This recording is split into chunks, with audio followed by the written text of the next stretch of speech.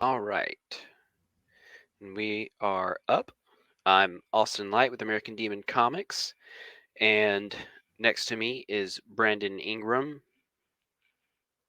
Right here. with Dismay Comics, and we're back at episode 8. I think that it is. Um, so how you been doing in all this cold weather, Brandon? Good. I'm a Florida guy, even though like the part of Florida I live in is basically extension of South Alabama. Um, it's good. Like the plus side is I'm not. This is a plus and negative. The negative is I'm not a homeowner. The plus side is I'm not a homeowner to where my pipes didn't freeze over. Hmm. And if they did, it's not my problem. It's the apartment complex's problem. That's Um, right. so that's the downside with paying for an apartment is your money is going nowhere. There's no investment there. The plus side is I don't have to maintain a lawn. I don't have Yes. to deal with what's the home thing, like the community home thing. What is it called again? It's like A townhouse? no, not a townhouse. No, it's like almost like a community regulation of homes. For some reason, I'm blanking on the name right now. I don't know. City Watch? I don't Yeah, know. something. Oh, homeowners association. You don't Okay. have to deal with homeowners association, uh, insurance, home insurance, all that stuff. Don't have to deal with that. Yeah. But yeah, my money is going nowhere. Um, but uh, but yeah, things have been pretty good. Just got You said it back was into 22 down there? this 22 in Florida. I I know see. a lot I of was people gonna. listening are up north and they're like, oh, like that's one of our good days. Well, it's like this is Florida. This makes no sense. Well, I was gonna say I was gonna joke with you, thinking that it was like probably still 70 or something down there, being like, "Oh, how's that cold weather treating you?" And then you're like, before we started, you're like, "Yeah, it's 22 down here." I was like, "Oh crap, Yeah, it's it's below freezing." yeah, I hate it. I don't like the hot summer weather of Florida, like the July, August time. I hate that. Honestly, it's one of the things I hate most about Florida is the heat. But that those periods during like the fall and then like right before spring where it's like 50 to 70 degrees, like that's a nice spot. And the only time I've ever seen that like consistently in a place is Mexico, specifically the part of Mexico near California. So Hmm.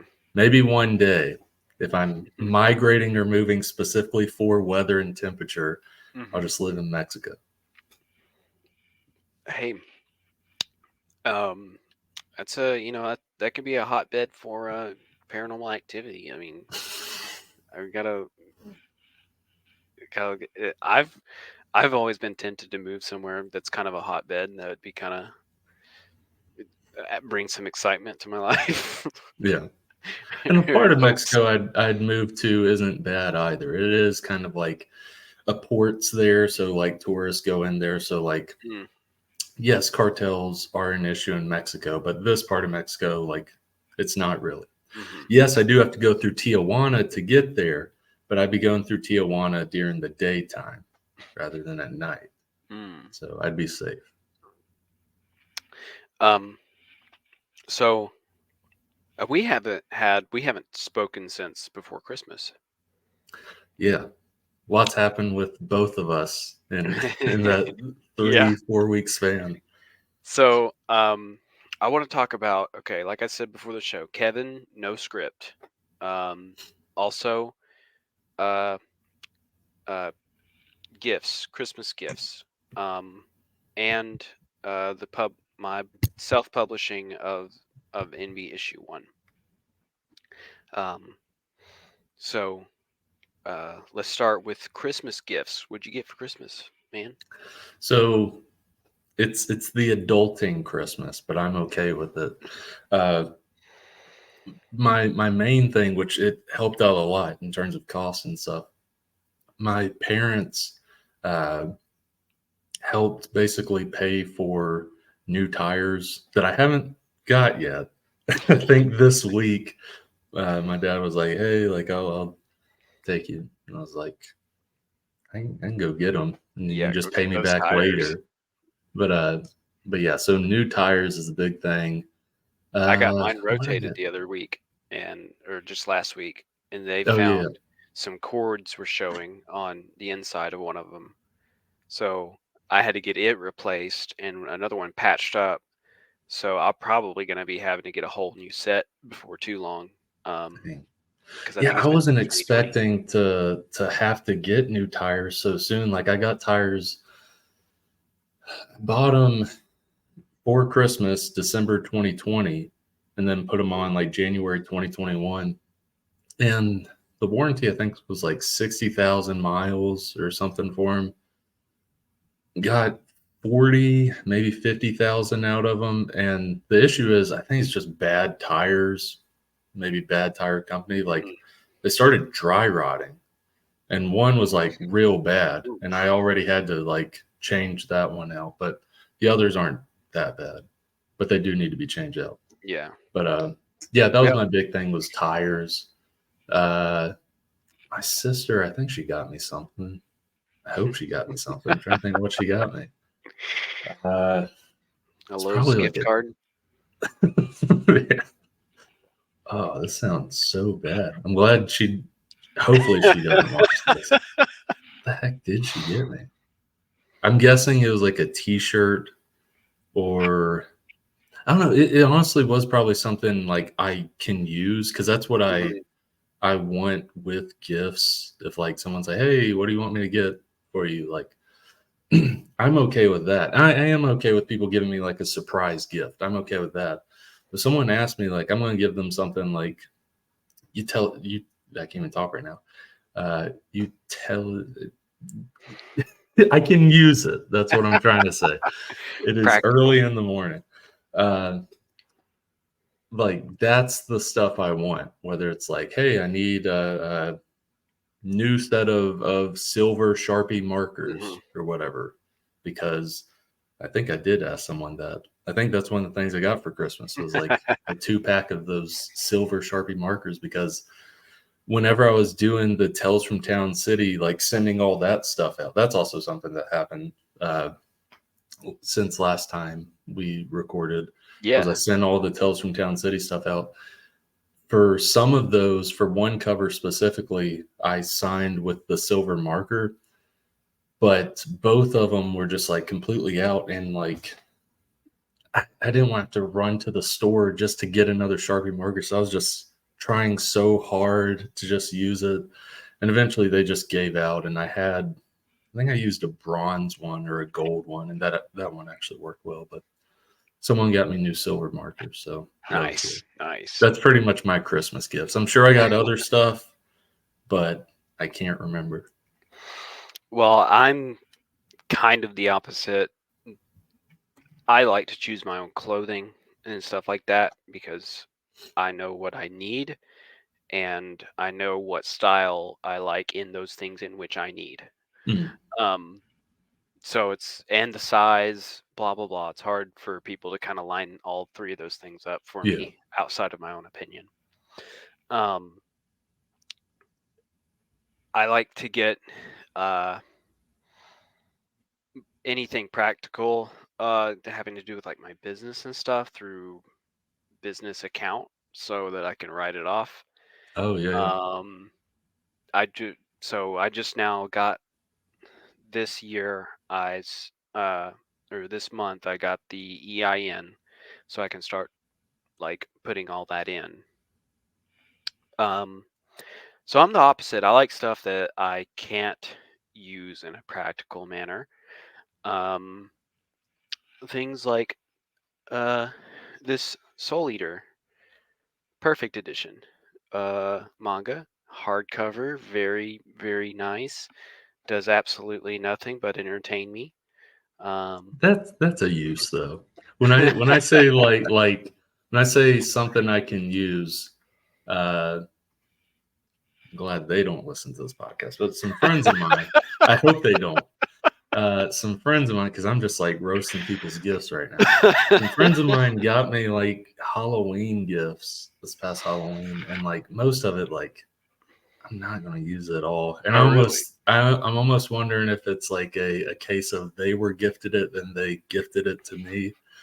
It was like a gumball machine for my desk at work and stuff, and a couple Oh. other things. Like I'm not going to use this at all. It's still like in the corner of my room Mm. in the Have you ever bed. watched Regular Show? Yeah, yeah, yeah. I Benson. would I would I'd like paint Benson's face on there or something. I would if it was red. It's not. It's black. Oh, well, Yeah, oh. I guess maybe you can paint it red. I yeah, don't know. That's a regift also. yeah. um, my girlfriend got me all kinds of Annie Lionheart merchandise from Attack on Titan. Oh, nice. Um, I've got 3 of these colossal manga edition omnibuses. I I love them so much. I love it That's awesome. so Yeah, I've never much. seen them. Those are huge. Yeah. And then like there's like bonus stuff in here that they didn't put in the normal manga. Mhm. Um, and it's massive, and you can really zoom in on those poorly drawn lines. That's awesome. Uh, it has a very quality paper to it on the inside. Um, you, it's worth every penny. Uh, it's what I aspire to. Is fill up a massive omnibus of story, Yeah, it not almost just reminds me of one. those Berserk. I love them. I haven't even finished reading Berserk, but the Berserk deluxe Hmm. editions where it's Yeah, I like the saw those. black and red spines and everything. Like that's that's my dream. Get enough for like a comic to where I can have like a deluxe hardcover edition type thing. Yeah, I just need for one. I don't sure. need 14 of them like Berserk does. Just one. I want 2 or 3 of them. I don't. You see, sometimes I just don't know how long it's going to take. Like I know the idea of story. I've got the gist of everything, but as far as as long as it takes to flesh out a character, because like you got to know somebody at least a little bit. Yeah. Um, so I do want to have that knowing for most of my characters, and you got to have y- a little bit of filler to get that bumped up. Um, And the thing is, like, I'd say it's completely fine not knowing how long it'll be. You know, it'll be like some length in terms of issues, but not knowing, hey, it'll go to blank issue or whatever. mhm, That's completely fine because, like, unless it's like an anthology thing, like if it's like story, like issue one, issue two, like it's a continual story, basically. Um, like there's multiple comics I've been writing that like I don't know what issue we'll get to. Or at the beginning when I started writing it, I was like, it'll probably be like 6 issue miniseries or whatever. mhm. And then once you get into issue one or you finish issue two and you're like, oh crap, this is gonna be a lot more than 6 issues. Or sometimes it, Mhm. it can be the opposite where it's like, there's no way this can be 6 issues. This is Yeah. maybe 4 issues. um, yeah, so that's kind of a concern of mine. That's why I kind of want to go ahead and start the so something of a spoiler alert to everybody. I'm wanting to go ahead and start my second title. Um, and I don't know what the title's going to be. Uh, but I do kind of want to have a secondary project going on alongside Envy. Um, and the main reason is because my inspiration for it is so just juiced up right now. Like my want to make it is like just getting more and more. Was as well as like before, like not going into anything, before you had told me the idea, I'm assuming this is what you're talking about. Before you told me the idea a few days ago, like you had been talking about like that subject matter Hmm. a lot before, to where it shows like you have like a deep interest in this thing as well as like knowledge. Because if you have an interest in something, of course you're going to be knowledgeable about it. So yeah, I think it'd be a good thing to be doing alongside Envy. Hmm. And I don't know how I'm gonna approach it. I'm thinking I might just make it on the side, and then whenever an issue gets made, I put it together and release it as an issue while maintaining Envy being released publicly online. Um, having it uh free to read and everything. I'm thinking like I will release it for free. Um, just like I do Envy, but it might just be one full issue. Just Yeah, boom, it's all there. Because I don't know how long. I might get like a page done on Envy, work on the next page for the following week for Envy, and then work on half the page for that project. Um, and then it wouldn't be staggered like every 2 or 3 weeks you get one page of this. It just all of a sudden is done like over the yeah. course of the year, I guess. Um, which it sounds great to have. A f- I'll probably by the end of the year have 3 or 4 issues of Envy done, and I could probably get one issue of that other story done. But I will only have one issue of that story done. A story I want to have a big chunky story of, Yeah, so yeah. it's kind of a frustrating dance, that I guess I'm just gonna have to learn to accept, um, over these next few years as I get more accustomed to doing it. That Well, it's that's just gonna that's be a how I crawl. feel specifically about Tales from Town City, because Dismay Comics will still be a thing, but the things I'm trying to do right now is finish out Gallows Man. The fourth issue will be the last issue, and then I'm able to collect it into at least trade paperback. Maybe not Hmm. entirely big chunky thing, but collect it into trade paperback because trades are really what sells nowadays. Um, collecting trade paperback, Dismay Avenue have issue 3 come out, and that'll kind of be the cap off of that because each of Hmm. those issues are 40 to 60 pages long. So yeah, it's 3 issues, but really it's like the equivalent of 6 to 8 issues in terms of Yeah, length. yeah. Have trade paperback of issues 1 to 3 of that. And then the thing that sucks right now is I'm focused on those, and I'm also focused on 2 to 3 other series that I am doing an issue 1 on and will pitch to publishers. The thing that sucks is like I want to keep doing Tales from Town City, at least in issue 2 and in issue 3, but that kind of has to go on the back burner right now because I want to do this other stuff. And then because Tales from Town City, it's ultimately like that's my money going into it. And I have to basically think about, okay, what would be best business wise for me to put my money in as an investment right now and then possibly return on my investment, whether it's working with a publisher or making money off of this comic. And so far, right now, it's finishing out Gallows Man, finishing out Dismay Avenue, pitching these 2 to 3 other series. And then if I have extra money, eventually doing issue 2 of Tales from Town City and issue 3, and I could probably collect that into a trade. But that's kind of what sucks right now with Tales from Town City is it's only 1 issue. Hmm. It's not as much of a precedent as like Dismay Avenue, where it's like, oh, I just need 1 more issue, then I can collect it.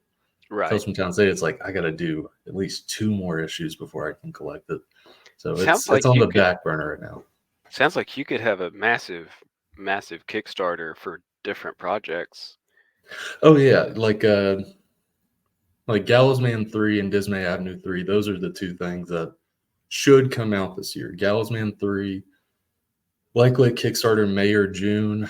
Dismay Avenue 3, probably September, October, maybe November. Um, but I want those to come out. And then maybe in 2025, have the trades come out as Kickstarters, with extra stuff in it, like additional behind the scenes pages and stuff like that within those trades. Um, and then, yeah, the big thing, those are the two big things. I want to get those closed off eventually. Um, and then pitch these other series, because I don't know, that's at least how I feel as a writer, is like, I love the stuff that like I put out, but and I love everything I write. Like everything I write, I love, but it's almost like I wrote that a year ago whenever it's being put out, and I'm currently in love with, like it's almost like like not a breakup with an ex, but it's almost like someone mentioning like oh, like you and so, like how are you guys doing? You guys are doing so good. I'm like, oh yeah, I still like her a lot, but like I'm with someone new now. Like I'm loving them right now. That's what, because like that's how it is, at least with like the projects I'm writing right now, is like, because you also improve, whether as a writer or Mhm. an artist, you improve the more and more you keep going.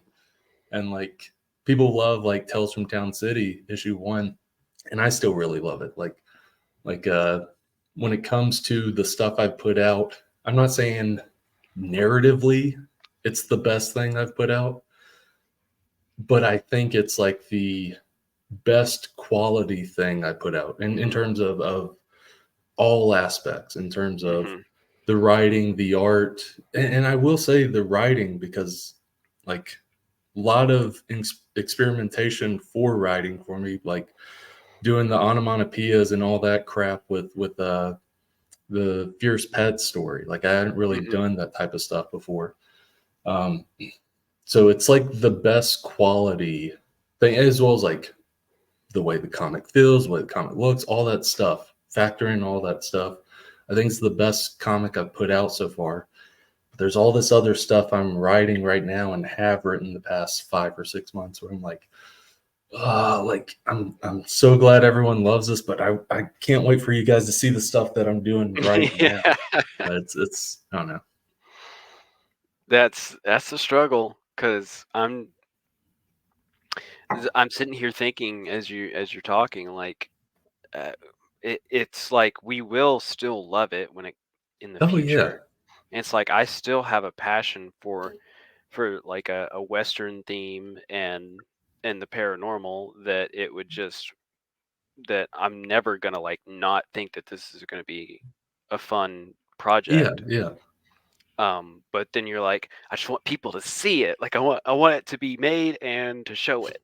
yeah, um, but so it's kind of like I probably need to conclude Envy just to catch my style, catch my writing, catch everything on how I make it, because Envy is still the guinea pig to all this. yeah, yeah, Um, I just don't have the depth that I want with Envy. Like I really want to get into the occult uh, practices, depths, and lore of demons and everything that would really, I think, spark the flame in this story a little bit more. Um, and also touch on other aspects of what a demon is thought to be, like, because they were never like thought of as something that's bad. They were kind of put in the same realm as angel, mhm, in those ancient Greek and periods. And want I really want to say, I said this on the paranormal podcast, but I want to say that the Goetia, um is a catalog of gods from other cultures, and that's why they call them demons. In more of a Christian sense, is because they're false gods or something to that nature. But I want to say that um, when the Goetia was made, they had like an archive of gods from other cultures that they were like, this is Beelzebub, and the culture that worshipped him was over, here, and they attributed this lore to Beelzebub. Like, I want to find that. Now, I might be wrong about that. It might just be a catalog of demons from the same people. Um, uh, it completely, more or less, more of like a fan fiction kind of thing. But I don't know where to look to get that information because it's not in the Goetia itself, you know. Um, so there's more to it that I want to get out of envy than angel good, demon bad. Yeah, yeah, Um, but I did make concept art for what I want Lucifer to look like last night, and I think that's going to be really, really fun and entertaining to play with there. Um, I think I made him a seraphim, so that's really fun to play with because I don't want to make the. It's funny that a being described as wheels with a bunch of eyes and an eye in the middle and stuff yeah, like that. It has become cliche, but it has. I yeah, feel yeah, like people have like, oh, it's the biblically accurate angel, and yeah, yeah. You can see it all over DeviantArt and yeah, TikTok. Yeah, so it's become a meme. So I had to take that idea and then put my own twist on it to kind of play with what he's gonna look like. yeah, But anyways, uh, so Christmas gifts out of the way. Um, I wanted to touch on your successful Kickstarter. You sent out all the Tales of Town City, and it came with stickers and it came with coupons, and I can't wait to go use those coupons. Um, I do have uh, a few clips of me as Diona, like holding up the comic and going, "Ooh, oh my gosh!" And I I want to voice over that. I just got to figure out what I'm going to script that as. I don't know if I want to describe your story or if I just want to kind of tease the story and give more about like the general book or like talk about what came in the box. I don't know because I don't have a whole lot of footage of me, you know, pointing at the things and holding it up to work with. So, and I do want to keep it under 30 seconds to a minute. yeah, yeah, Um, but that is coming up, and but I enjoyed it. You gave me the variant cover. Oh, I love the variant cover of Town Tales from Town City. I might have to get that guy to do a cover for one of my issues coming up. oh yeah, yeah. Um, Thomas Tikas does great. Luckily, I'm sounding like a bit of a cheapo right here. Luckily, a couple years ago, I got him to go ahead and do the issue 3 and 4 cover art of Gallows Man. And then a year after, he really blew up in terms of indie comic creators reaching out to him mhm. for covers and stuff. And I got him to do the cover of Tales from Town City #1, and his rate did go up, but I still wanted him to do it, so I was fine with it. But I did think after the Tales from Town City #1 variant cover, I was like, I'm so glad, I'm so glad I got him a year before to finish out those Gallows Man covers. Yeah, But yeah, like it's nice. he's great. I love his artwork. He also does like interior comic art. Um, but I love his interior comic art. I really love his cover work that he can do. Um, I gotta run to the restroom real quick, and Yeah, we'll yeah. pause. And I'll come back and talk about how I'm. If you want, hit B, the letter B, so it'll mark for you, and you can always come back to like edit it. That's what I like about. All right, and we're back. Sorry, dear. Between that break, I'm rarely on Facebook. I'm usually on it for like Dismay Comics. I got on, and the guy I know, I work with, like for some mission trips. Like it's where he is. It's like -6 degrees or something, and his daughter or someone's talking, and then she's like, okay, let's look over here. And then just zooming by on a sled, like on his stomach, is the guy. And what's funny is the guy's like 70 years old. Like, he's like, so when I saw this, I was like, It's gonna be me. Mr. Terry, is that you? Like, how the heck are you doing that? Yeah, it's gonna be me when I get that age. I don't ever want to lose my physical abilities. Yeah, I mean, like, that I do worry about that. Like, if I do lose my physical abilities, like likely the thing would probably be like back or something. Because thinking about like tall guy issues, whenever they get old, back's usually one of the first big things, or like knees or legs.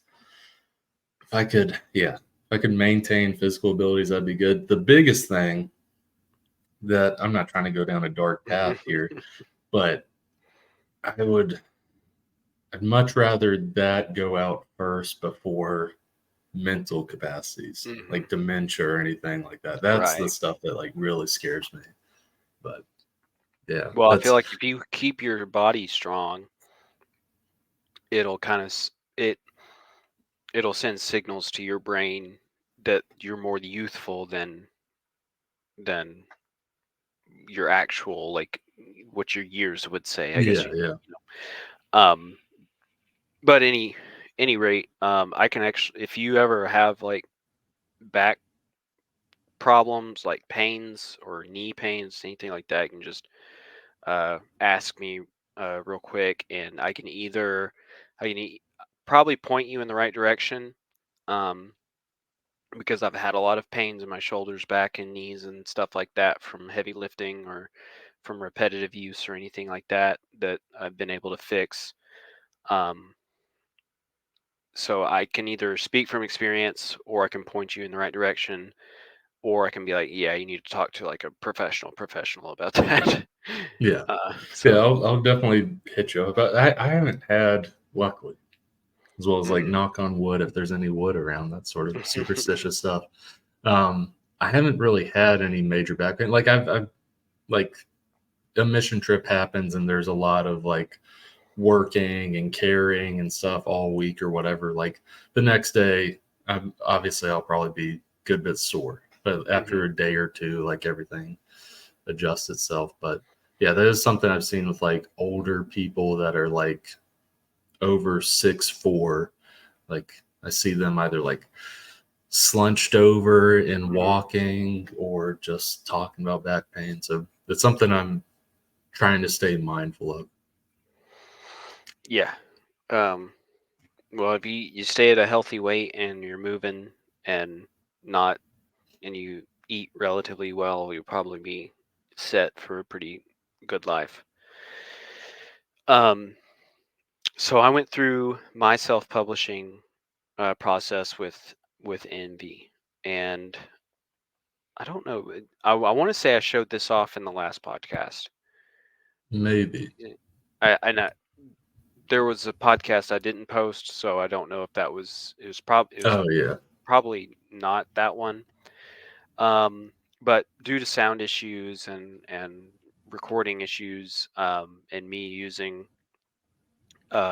being pretty novice at using the Adobe system, I'm going to be trying different streaming services, and I'll probably eventually pay for one, just so that I don't have to worry about it. Like I can use my logo, I can edit it really easily, and it does certain things for me really well, and I can just be done with it.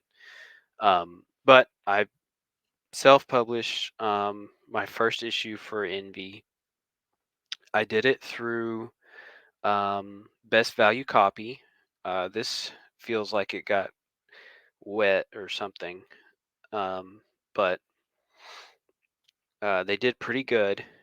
And on my fault on uh, running this issue is this page came way too far out here. Oh, I didn't even notice I that. need I read the physical issue. I didn't even notice that. well, so what happened is this page needed to be further in, maybe shrunk a little bit.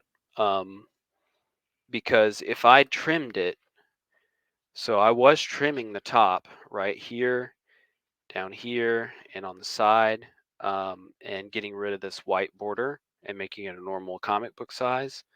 If I had done that, that page would be unreadable. Oh, I got you. There's a lot of bubbles that were cut off there.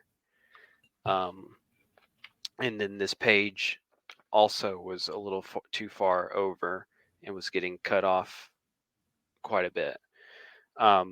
So I have since then fixed that.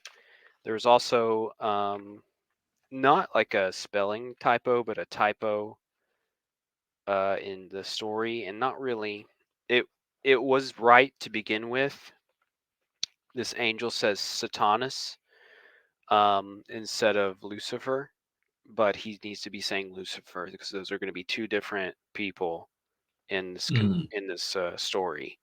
Um, and according to a lot of more esoterically uh, uh, primed people in my circle, they say that those two are usually different Oh, okay. or as seen as different. Um, so that's the route that I want to take. And in this first run, if you have a very special copy that says Satanus instead of Lucifer, It's the um, rare one. That's the one everyone needs to get slabbed. Get a 9.8 if you can. I think I've almost actually sold out of these. I sent a lot of them, or I sent some of them to my friends. Uh, some of the people that have been helping me on Patreon, I got one for free. I've had several people at my gym that see me working on my comic stuff ask for one. They got one. Some people at my girlfriend's work, they wanted one, so they got one. And and then I've sold several over at the horror convention that I went to.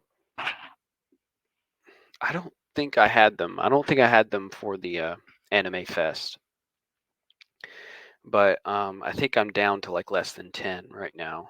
That's good. How many did you print? I just printed 40. Um, That's pretty good in that amount of time. oh yeah, and then like, they had some at the comic book shop now.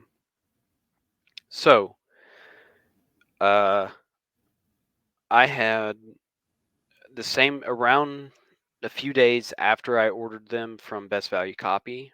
I went with Comics Wellspring. So I've ordered another 40 copies from Comics Wellspring to see how they do.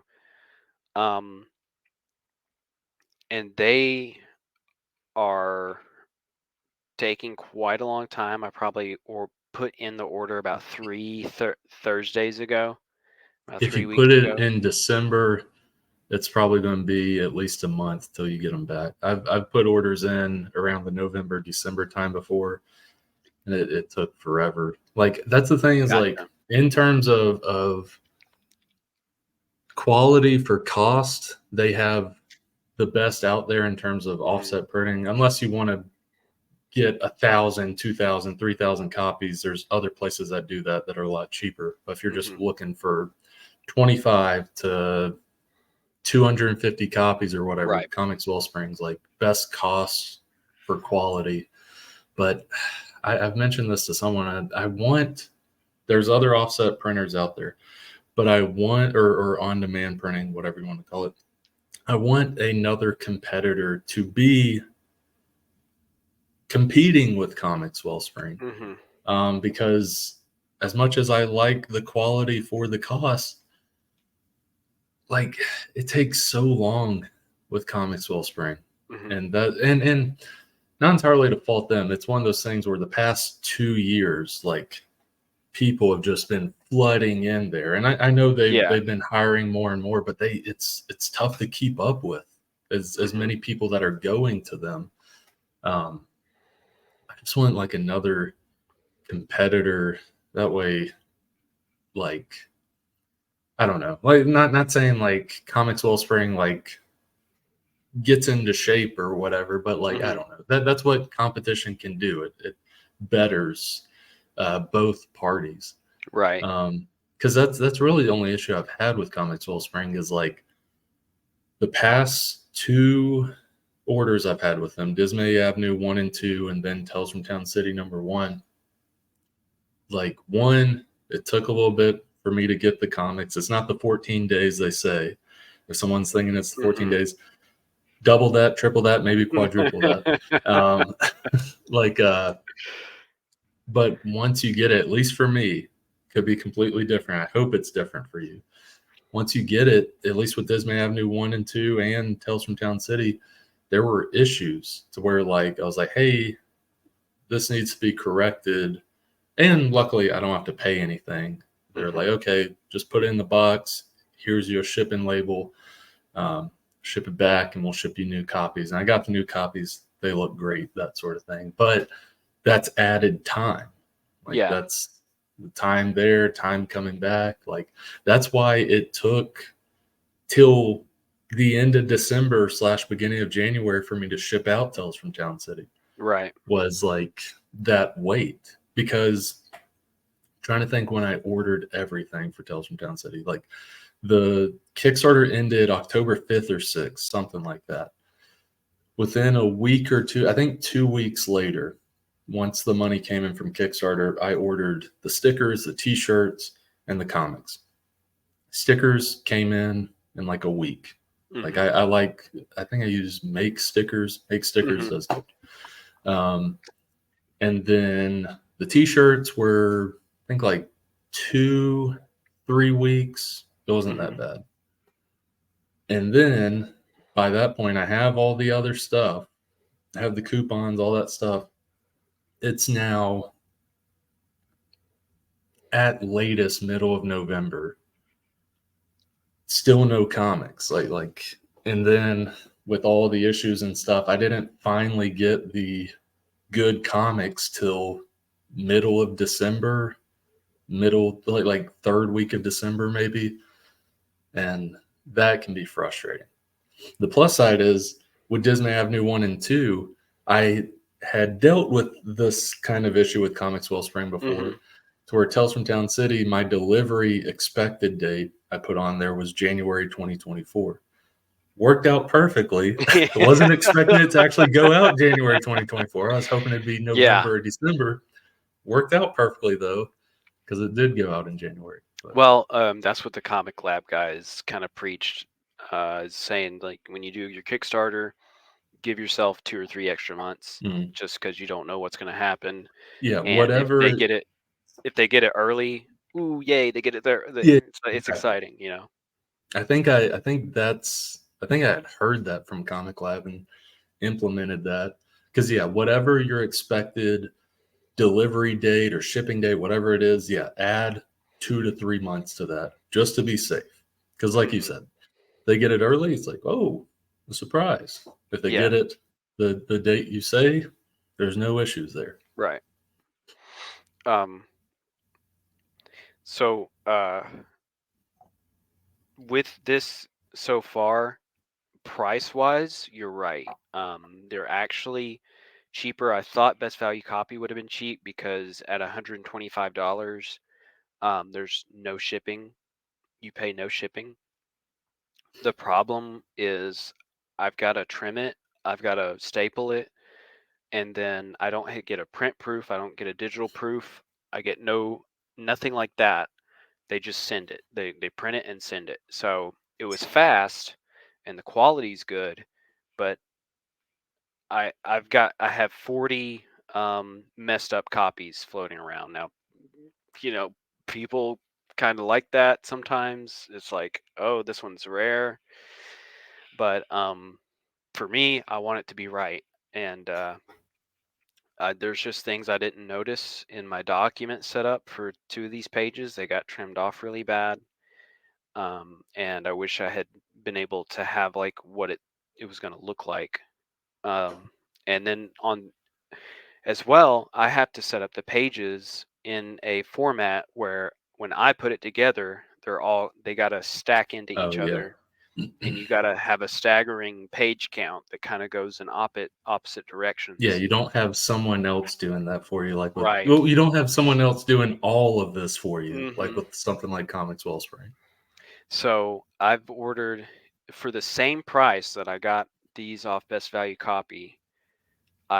They're gonna put it together. They're gonna trim it. Um, they're gonna send me a digital proof, and they have. I got the email today that they've sent the physical proof, which is like $10 extra. But it's worth it. You know, you Oh, don't it's want completely worth it because I've to. had, I mean, Tales from Town City. I went through 3 physical proofs. If you Hmm. don't get those physical proofs, it's like, well, you're getting your comics no matter what. You have those physical proofs, and if there's stuff that doesn't work, you send it, and then they're like, okay, we'll fix that. Hmm. So really good. Really good kind of basis of operations to kind of work with in the process of it getting done. Um, so as of right now, I think I would recommend uh, going through somebody that prints these and is like a printer for it and will send proofs. Maybe Best Value Copy sends a proof if you ask for it.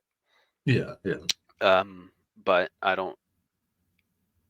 They don't make that obvious, and it probably cost an extra $25 to to do that as opposed to a 10. yeah. So uh, they're basically the same price, and I'm going to guarantee getting a good one. Now, I did need these because I wanted to have something to show at um, the horror convention, Yeah, yeah, and I would have been up a creek had I not ordered from Best Value Copy to begin with. yeah. Um, which I wasn't really like up a creek. It's not like this is going to bankrupt me or anything, but But you wanted I to have like a book there. right. And um, so yeah, had I looked at that 2 week notification or that 2 week kind of parentheses for Comics It's like, Wellsprings and oh relied yeah, on it'll that, definitely be 2 weeks. yeah. um, so uh, I wouldn't have been able to rely on that, but they are doing good as far as um, my experience so far with making sure that the quality is going to be there. And I don't have another convention until March, so Okay, yeah, you'll be good by then. mhm. um, is there any other note you had for your Kickstarter release of Dismay of the Tales from Town City? Before I hit that, I did want to talk about Envy issue 1 a little bit. First, I want to ask a little bit of questions on the Comics Wellspring thing. Then I want to go into my thoughts on it. Not to scare. I thought it was good. It was a great first issue, but I'll get into that in a second. Um, with ordering from Comics Wellspring, do you remember the paper type you use for cover and then interiors? Whatever their basic one was. Okay, So so like 80 paper or cover, mhm, 60 60. paper type. I'd say that's the best way to go. Like obviously it's their standard one, but sometimes like if you want like glossed interiors or whatever, sometimes that can look good for specific books. But what I've seen with Comics Wellspring, their glossed interiors are just odd. Mm-hmm. Like they're some of the stuff pops too. I mean, like it looks good. The issue is when you turn the page, how much of that previous page you can see, even with the page flat. Like you're not shining it up in the light. You're just looking. You can see indentions of word balloons and images from the previous Mm. page if you're doing specifically like gloss text interiors. So for you and those out there, if you're using Comics Wellspring, maybe don't use gloss text interiors. Like I've done that before. I tried to do that with Tales from Town City. That was actually the first Mm-hmm. physical proof I got because I was like, ooh, like the colors will pop and stuff. And I was flipping, and there's like specifically the Fierce Pet story with like some of the shapes and the word balloons and stuff. I'd flip and I'd see like faint indentions of it on the next page. I was like, this is distracting. I hate this. But they fixed it. I turned it to the Yeah. standard 60 interior, no gloss. It actually looks fantastic. I like the way it looks. But um, so yeah, that's good. I just wanted to make sure, but that's good. And also, plus side for you.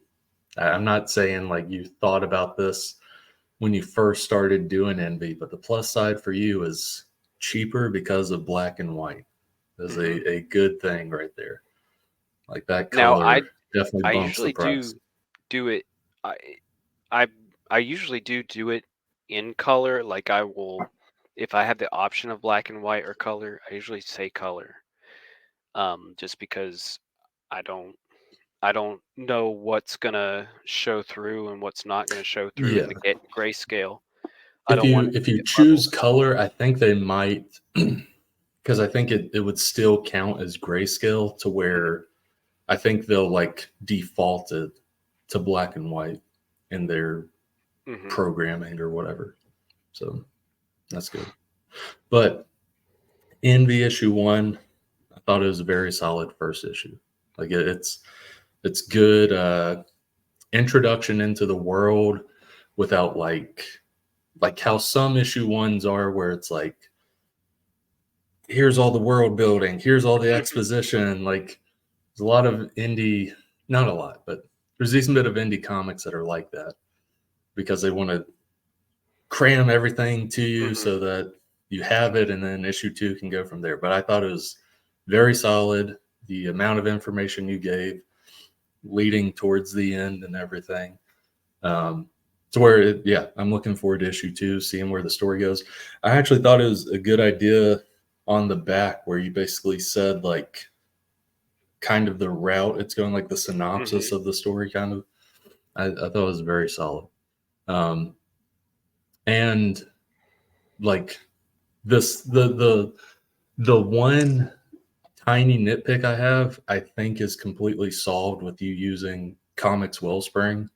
The only nitpick I had was uh, possibly with bag and boards, like getting boards Mm-hmm. or like getting a higher uh, cover Yeah. page count.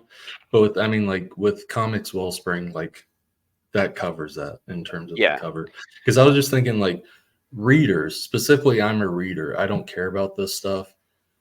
Uh, Readers just tear through Mm-hmm. it. We not tear the comic, but tear through it in terms of reading the I hate comic. this. Like, like, yeah, every page I read, I rip a page out because, like, well, I want to make sure I know I'm done with this page. There, now next page. No, but like my purpose is reading. Whatever happens to a comic happens to a comic. I'm not a collector really. I mean, I collect indie comics, but it's not like it has to be Mm-hmm. pristine condition. Yeah. But a lot of the people that buy floppies are like the collectors, and some of them might not even read it. A lot of them, what I mean by that is read the physical thing. When you send the digital, they'll read the digital, and then that physical goes into that long box or goes on the slab or whatever. Um, so all of that is negated with like the comics wellspring covers, Hmm. because that'll cover all that. Because my only thing was like the potential for denting or creasing with turning that cover because it was a lower weight. But yeah, with comics So wellspring yeah, cover, that covers it. so um, like I said, my intentions were to have all these sides trimmed, and that would have made it fit um, into a regular bag. I also went to the comic book store, like you said, to get these bags and boards. And those were real cheap. I don't think I got any off of Comics Wellspring. I don't think I ordered any. Yeah, I think they're still cheaper at a comic shop. Like Comics Wellspring compared to other websites you can go to for bags and boards is still cheaper than those, but I still think local comic shops is the cheapest way to go for those. Yeah. I got 40 boards for like $4. Um, That's good. and I got the bag of 100 bags was like $8 or something like that. So That's good. I'm like, I've got plenty more for the next for Yeah. the Comics Wellspring order coming in for bags, and then I just got to go spend $5 on 40 more boards. Um, so uh, and then those will seal better because those margins should be fixed and it should be trimmed down to the standard size, and everything should fit. That was the intentions on the first one, but I feel that if I wanted to make sure that it'd be more readable rather than more aesthetic. Yeah. So, Yeah. And for me, like that's when I'm reading a comic, like as long as the art's good and the story works and it's not like fading of text where I can't read it, like that's all I need. mhm, But that's that's a plus and minus for floppies in terms of making floppies is like maybe 30 to 50% of the people buying it are like the collectors, which mhm, is good. I like collectors help support us. But like at least with me, and I'm sure you're the same way, the reason I'm doing this is I want people to read this. Like right, like yeah, I want you to get something out of this rather than hang it up or most of the time in a long box. mhm, yeah, that's me for sure. Um, do you have any other notes or questions or anything? Um that was it on envy number one. Okay. Um, all right. So before the podcast, we were talking about other podcasts, and one of them that came up was pop culture uh, Philosophers. Yeah. philosophers, and so that's a local guy for me. Um, and Robbie is the guy that hosts that, and he is currently in a project with Kevin Stokes. They're in a comic project, and I asked Kevin. He's the artist, and he's been the writer for other comics before. I don't know if he's like the writer for this, but I asked him, "How are you? What's the script for this? For what you're showing me here?" And he was like, I'm gonna have Robbie come over, and we're gonna have some beers, and he's gonna say what he thinks they should say, and I'm gonna say what I think they should say, and then we're just gonna try and put it in uh, as we go."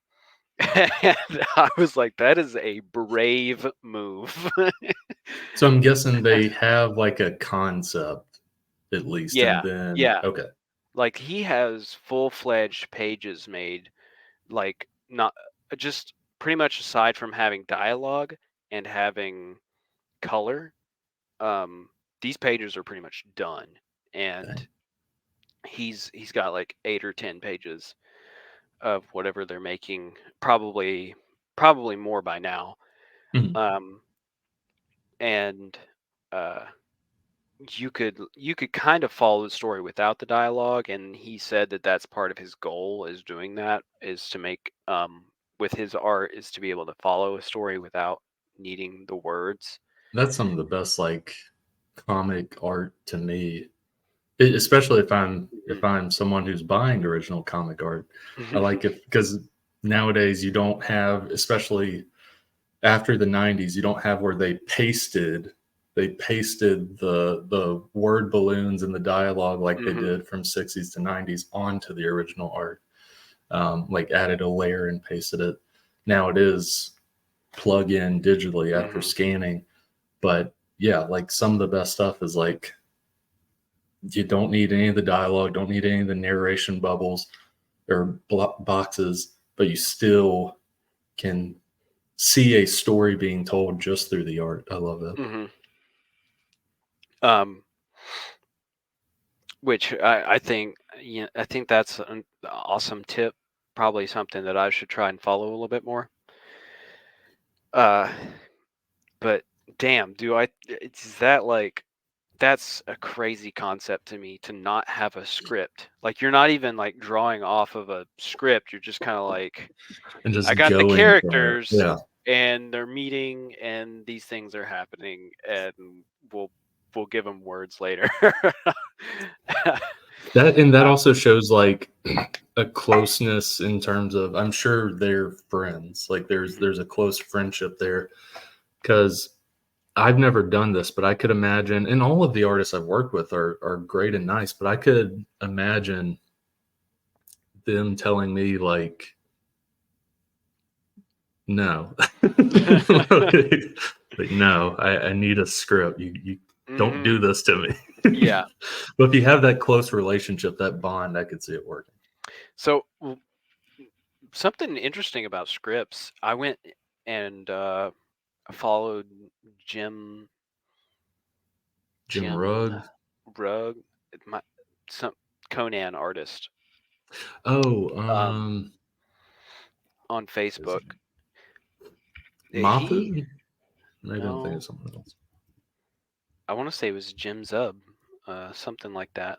Uh, but he posted on Facebook one of these, how he kind of like goes about doing the art for his Conan, um, and it had the script next to it, and it had the description of what was happening in each panel. Um, and somebody on Comic Lab pointed at, so I saw this and I was like, oh, this is great. This is like, I can use this for my own comic. Like, really, like, this is really practical. Like, panel one has these words and this description of what's happening. Panel two has these words, and so I could draw and kind of fill in the blank. So I would, make the concept of the page, and I would have over here kind of the description of what's happening and dialogue, kind of bring out the page in panels, and then go back to the script and description and start breaking it up into the panels that I've kind of like oriented with the characters. Um, Somebody posted that on Comic Lab, somebody else, and then I was like, "Ooh, that's useful." And then, like a week or two later, somebody else pointed out, "Hey, this isn't fitting. Like, this description isn't fitting what's going on at all."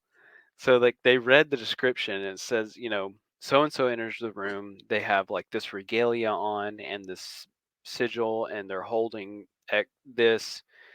And Conan is looking like X, or like there's a rat in the corner of the room that scurries away, or something you're supposed to Mhm. highlight.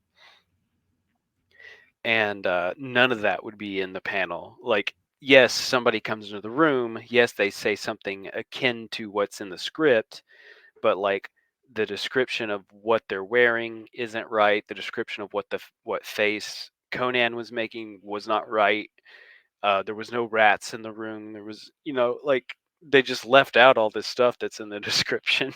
I thought that was That's a kind of lot to leave out, but I will say, like, as a writer working with artists, like I've gotten better with comic script writing with hmm each comic I write, basically, and each artist I work with.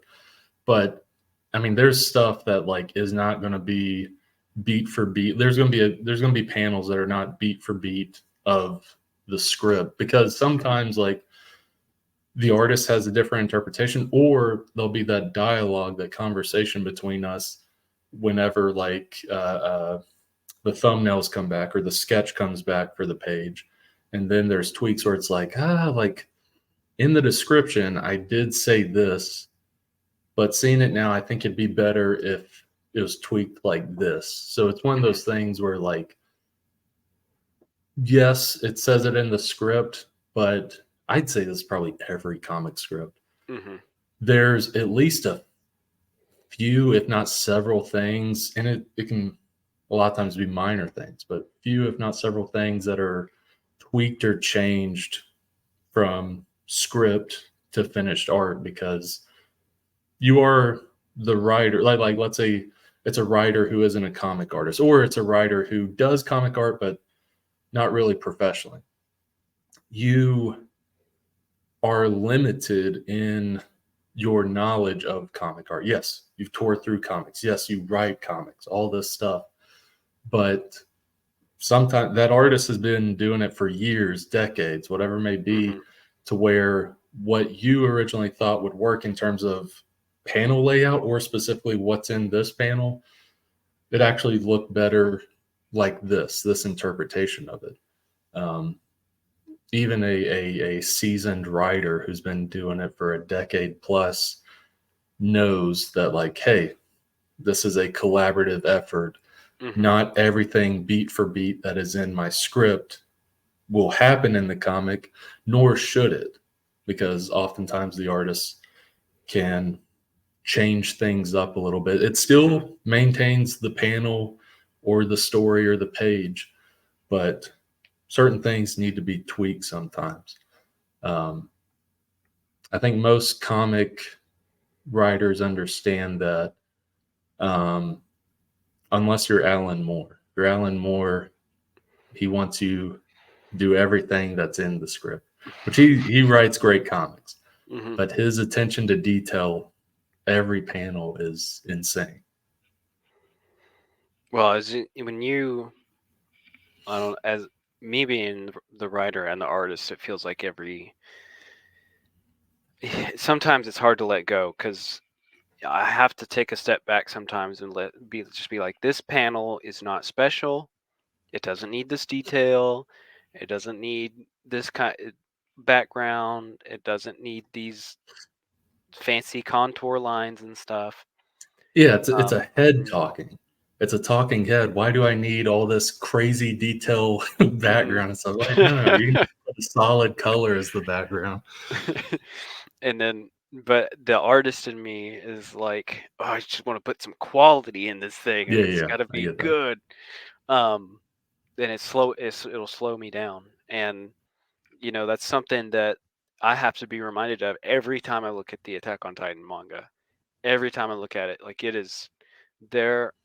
There's some really good energy in some panels. There's some really good action.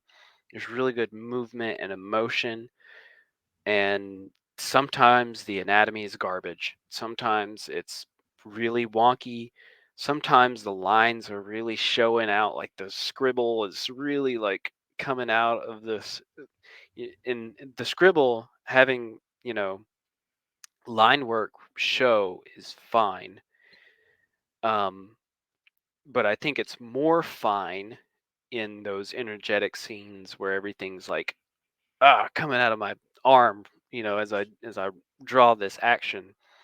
And as a talking head, I take a little bit more time to fill it in and clean up some, like, you know those marks that kind of come off and is crossed over with another line. I try and like clean off those edges. um But there's a lot of scenes where if I just draw the character, give them the high points of who they are as a character, throw in one tone, not four tones, but one tone, and maybe give a little bit more hatching in some areas, it'll look fine. Yeah. Because that's what I look at in the manga.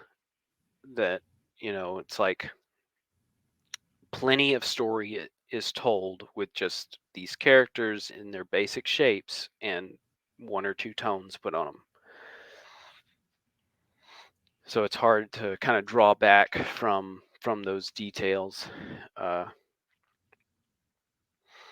like some details are really good, are really like easily addressed. Um, with Clip Paint Studio, you get the 3D model options, and I've used a chandelier 3D model, and in this next issue, I'm going to be using a forklift 3D model a lot. Just it's just so nice to not have to like be rendering this full-fledged machinery in your brain, Yeah. and you can just kind of trace it a little bit and make it. You still have to kind of like fit it into your style, but um, there's some shortcuts in like the sigils. Uh, for the demons, the Seal of Solomon that I put on all the swords for the angels, all that I can just put in the sigil into the comic and then resize it and then slope it to wherever it needs to slot in. And that is just awesome. It just takes away so much headache. That makes And it, sense. I mean, like, because also, like, I'm not saying I know specifically where you're doing the forklift, but if it's what I remember with like the webtoon comic, like a meetup is happening somewhere. Is mhm, is the forklift in that area? Okay, so like, yeah, it makes sense. Like to do that because that's not the focus is that forklift or no right. one's going to be using that forklift or anything like that. It's more just Hmm. like this is the setting, this is stuff that would be at said setting. Hmm. um, that's what that entails, that's what that applies, is it helps show you the setting rather than like, hey, focus on this forklift. Yeah. Something's going to happen with this forklift. I have to again, like I was saying, you gotta fit it into your style, but you also don't want it to be so, you know, detailed that it is a focus. Hmm. And that's kind of a problem with that 3D object. I took away the 3D object and I saw all the lines and I was like, oh, it's a little rendered. It's a little too rendered. Um, so I have some crates and boxes that are in the center right now, Hmm. and they're kind of more in the foreground. So I was able to kind of slope it over the forklift and erase a lot of it. And if I put it in some shadows and everything, it'll be fine. It's not something that people are supposed to notice. Um, I want to say, I want to tell all artists it's okay to trace in some areas and to reference in some areas. I really enjoy that my characters are all me, all the anatomy and faces and structures like that are all me. Even wonky angles, just mainly because it's hard to maneuver. Just as it is hard to draw at a weird angle, it's hard for me to maneuver a 3D model um,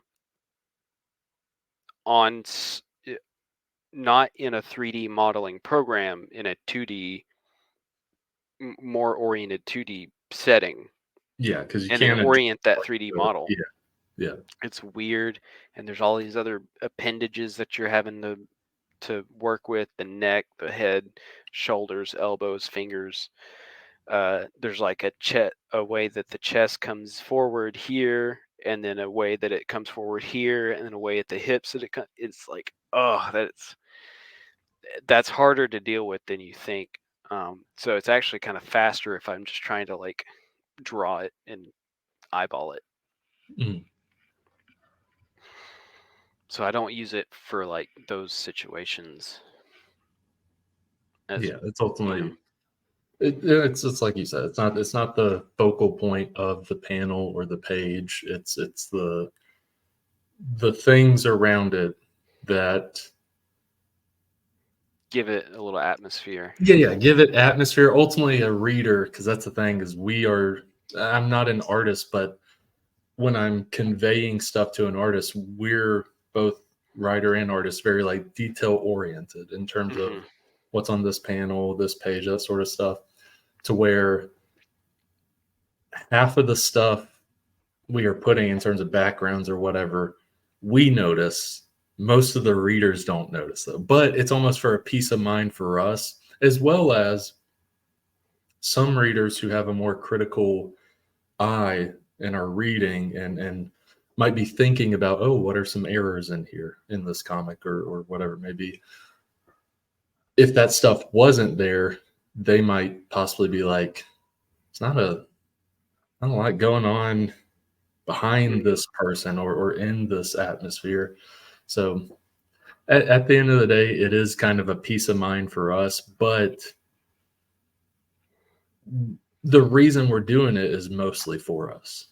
Like Hmm. we're happy other people are reading it and like it and stuff, but like, I mean, currently me and Austin don't like this isn't this isn't our primary source of income, nor Hmm. is it entirely, can you say, a secondary source of income. It ultimately is like the highest form of hobby for us right now. Yeah. Yeah. We are putting a lot of effort into it, but it's basically the highest form of hobby right now. If it does become one of those sources of income for us, that's great. But we got into it for ourselves. That's the reason we're doing it, for no money, and then eventually go from there. That's right. It's just kind of the I'm I'm sick of having to rely on other people to tell a good story or to provide entertainment that I enjoy. So w- I'll do it myself. I've always kind of had that mentality about a lot of different No, I things get that.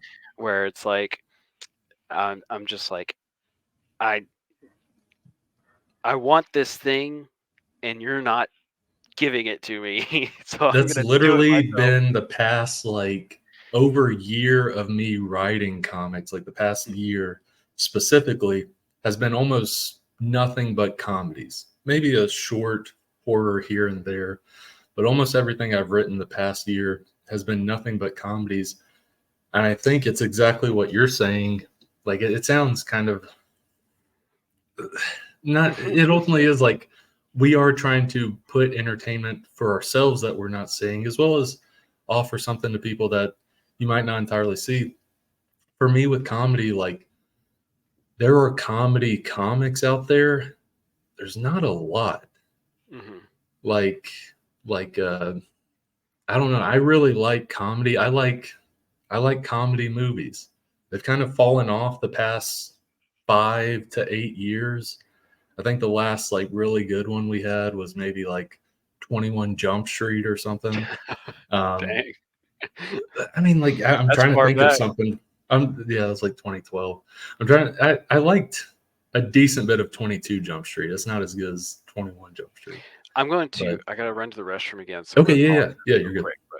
But I'm actually going to use your bathroom. all right, and we're recording again.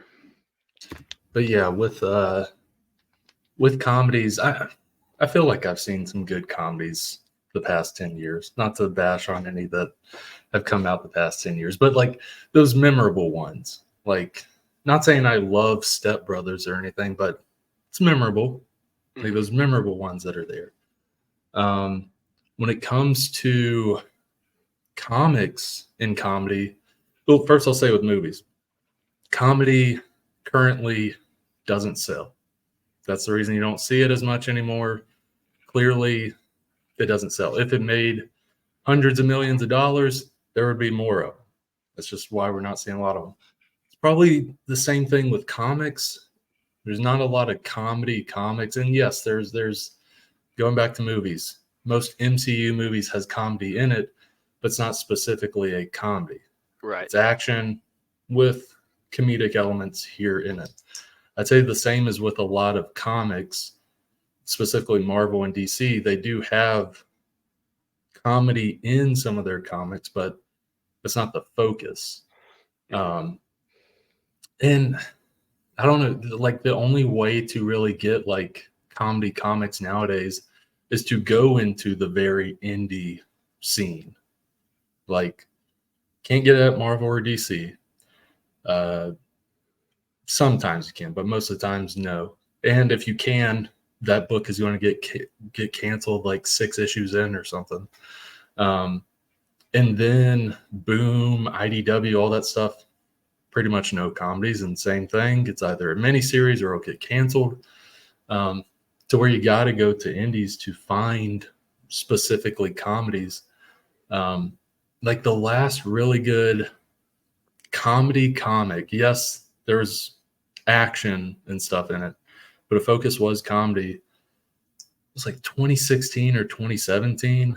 It was called The Fix. It came out through Image.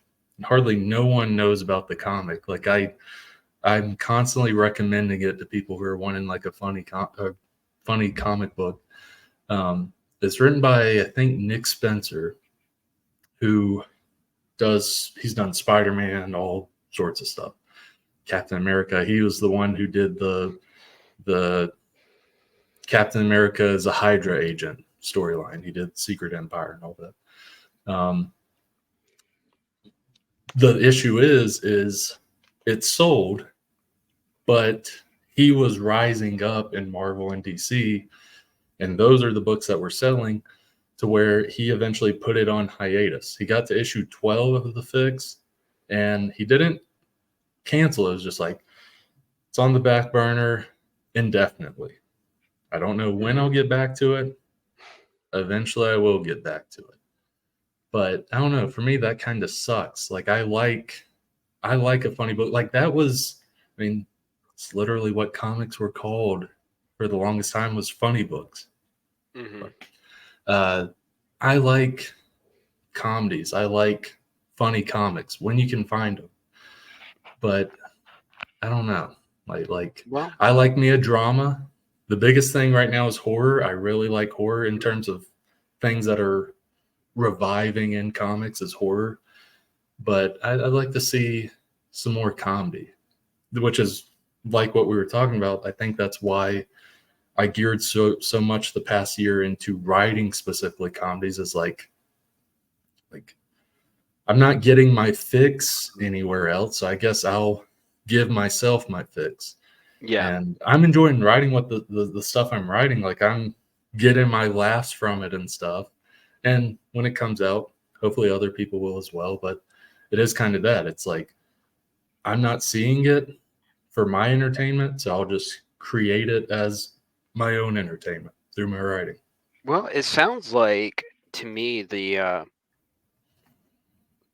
or from even just history. Now, you would probably be more versed on this than me, but it seems like comedy comics has been relegated to strips, 4 panel, 1 panel, and Yep.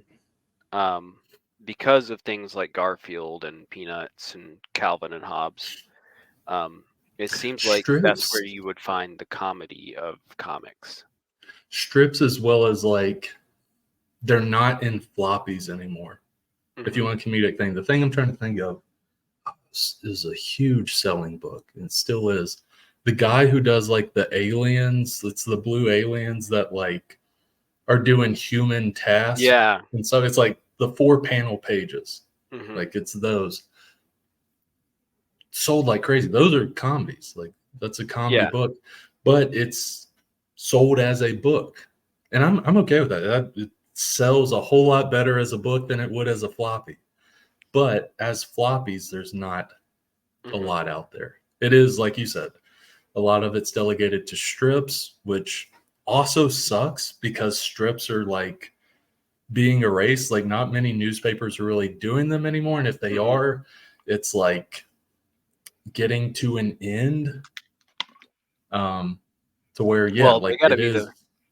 those are the first things going to be cut if a Yeah, yeah, newspaper's struggling, and all exactly. the newspapers are struggling. So, um, I watched Dave Kellett's documentary Stripped, um, and they got onto the topic of newspapers dying out and everything, and I was absolutely floored that there were cartoonists that were like saying, "No, this isn't the end. No, the newspapers still have a place. They'll make a comeback. Just watch." And I'm like, "Oh man, you got to be so far like Well, I'm trying to remember down when was that hole." Strip made. Was it a few years ago? Yeah, it was just a few. It was 2018, 2017. Oh, yeah, even then, like it was clear like the writing was on the wall. But like now today, it's like definitely, it's like, oh, Mm-hmm. whatever you thought in terms of them coming back, it for sure isn't. And Mm-hmm. it's sad to see, and like pretty much the alternate route with comic strips nowadays are social media in terms of Mm-hmm. Instagram, like posting the swipe four panels type thing, and Mm-hmm. then the fifth panel shows all four panels at the end as a grid, kind of. That's where strips have wound up, which is good. I think it probably gets more reach there, but in terms of publication, you don't see it much. You see it Well, as the I book, think like the Alien guy. I think that it gives. I think it's freeing. It's very freeing that you can anybody can do it, much like ourselves, and that we have the internet at our disposal to promote it. Um, but just like everything else, there's uh, there's not much room for that being your career, uh, unless you're just gonna be unless you're gonna be 100% on top of it outside of your job, until it is your career. Um, and back then, it it was still the case that like you probably couldn't reach people because you had to get syndicated. You had to get into the newspaper realm as a cartoonist. Um, so there's probably as many people still trying to be cartoonists as there are now, but they didn't have the internet to Yeah, push yeah. it out there. So I don't know if I see it necessarily as kind of a sad thing to see newspapers go. It's almost And like an evolution. right, everything that you can do on a newspaper, you can do on the internet. Everything. So um, it's just a matter of putting your headspace in, like there for your journalism or for your sports topics or for your uh, advertisings or all that stuff. It's you just got to put your headspace there, and I think a lot of people have, and the people that are not have decided that they're not going to do that, and it's just a matter of the years going by, um, till that transition's kind of complete. And I feel like the same thing is kind of going towards comics, printed comics. I'm just kind of a person that grew up having my cartridges, having my DVDs, having my VHS tapes. Um, I went to Scholastic book fairs and had a book and read Bone there, and that's where I got Bone. Um, so I do kind of have uh, an appreciation for having things physically still, but I think much of the population is moving away. from that. Uh, but I don't think that it would. I don't think that floppies don't benefit. I like making the floppy just to kind of have little bite-sized pieces of my story. Yeah. But my ultimate goal is having it all condensed in a good chunky book. Um, and then also having all those issues as archival handouts for Patreon subscribers and stuff like that. Yeah. And it's good and bad. And when I say bad, slight bit sad. Floppies nowadays, at least for indie comic creators, if you're not doing a one shot, if you're doing a one shot, like floppy's about the only way to really do it if it's not graphic novel size. But floppies nowadays for indie creators is, and I'd also say for the big studios as well, it's to keep the funds slash interest in the project going so that you can eventually get the trade to happen and you're not all out of money when you get to the trade. Hmm. But you also have built interest to that trade, and interest kept building and building. Um, Ultimately, I think a lot of indie creators, including myself, the goal is to get to that trade. Now, that's not entirely saying that we're writing for the trade. There's a lot of writers and comic artists that write for the trade where it's like, yeah, this would be better read if I just read it in trade. I think Hmm. it's important to remember to write for the floppy where like someone could just read the one issue and yes, of course it carries over, like the story continues in the second issue, but you can still feel satisfied with that one issue instead of like, Hmm. not a lot happened in this one. I guess I got to wait a month or wait months for the next issue. That's my issue with writing for the trade. Uh, but like, yeah, there's not as much precedent for floppies anymore. Um, I'm not entirely saying it will happen, but I could see floppies dying decades from now. No Hmm. time soon. But decades from now, I could see floppies dying to where it is ultimately the closest thing you get to a floppy is a 40 to 60 page pristine book Hmm. almost. Like the DC Black Label books, that's your floppies now, decades from now. Hmm. I don't. Um, I don't necessarily think that they'll ever die. It. I. I'm not I. saying they'll die completely, but I think decades from now, unless a shift They'll happens, stop getting printed or something. I'd say they'll still be getting printed. I'm not saying printing will Hmm. end, but I'm saying the only people that will be getting them is collectors. Hmm. Readers won't be getting floppies anymore. Yeah.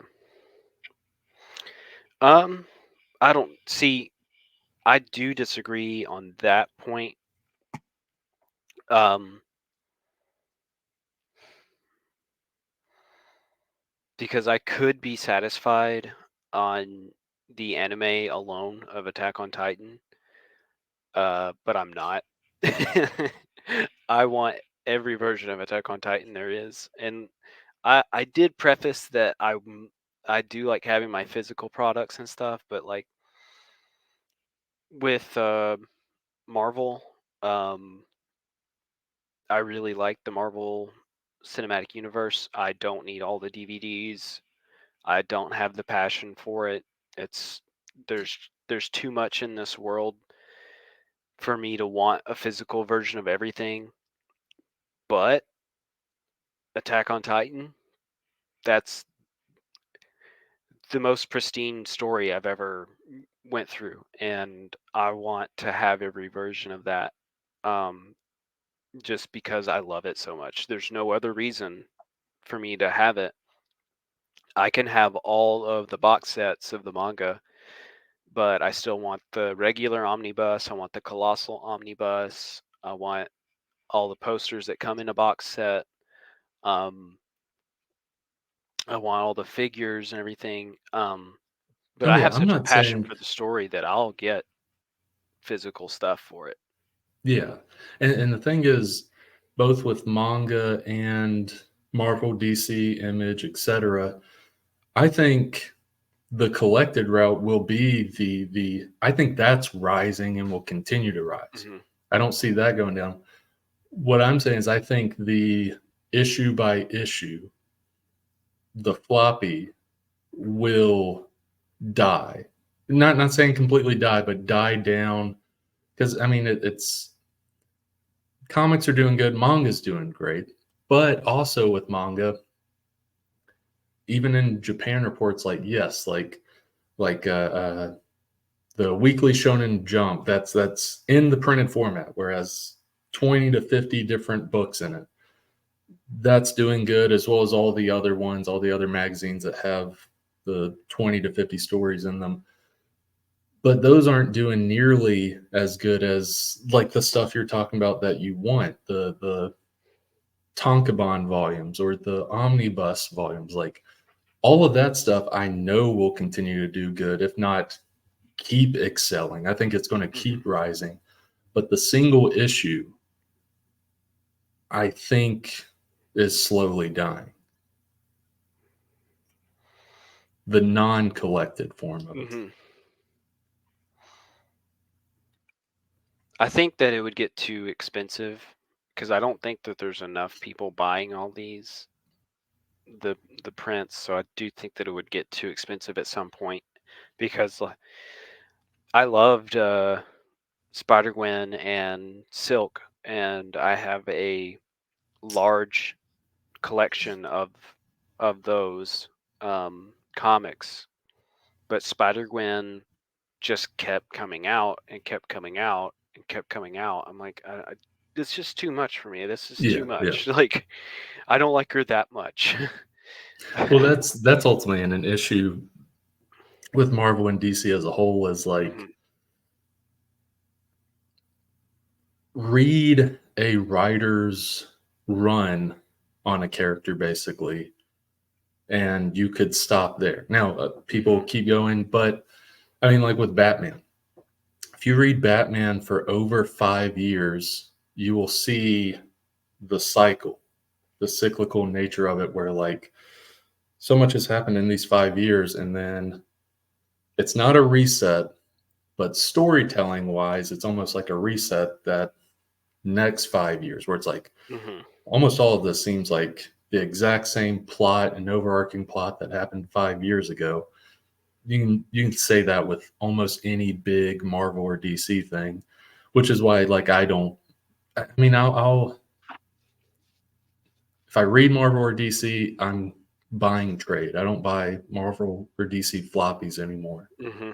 because one, it does get too expensive. Like already trades and omnibuses can be expensive, but floppies when it's $4.99 a month and the story is like an arc can be 12 issues long. That's $60 for that one story. Or you could have waited a year and got the trade that's half that price. Hmm. So Yep. Um, I don't know. I just I guess we can't be soothsayers and know which way or not, but yeah. we can just see.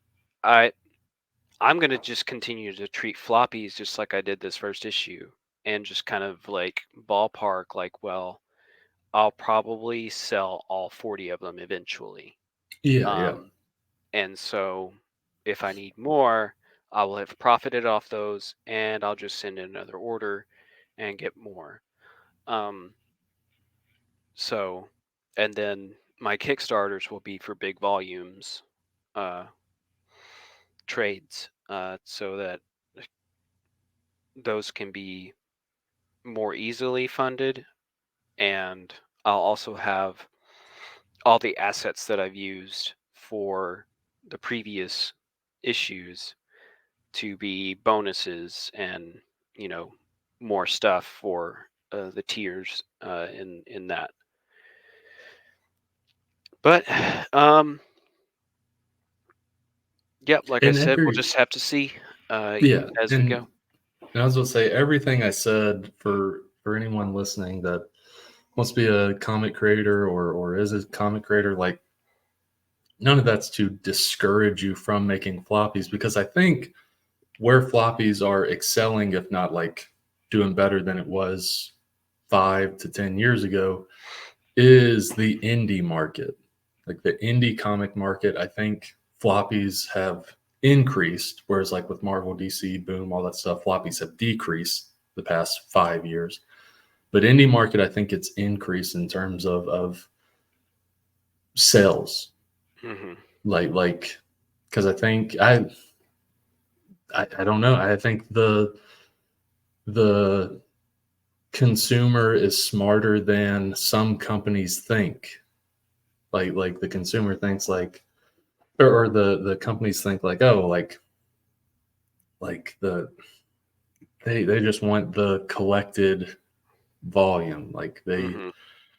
they don't see the process that it takes to make a collected volume or to make this book. But I think people are definitely smarter than the company thinks. I think people Hmm. are seeing the process, the art that is made to make just a single issue. They might not see all of the stuff, all the little nitpick detail stuff that we're doing to make that thing, but they see the value and the art in that single issue. So, all that's to say, I think indie floppies are doing well. Um, so, no worry for the next Hmm. 5 to 10 years on that. No.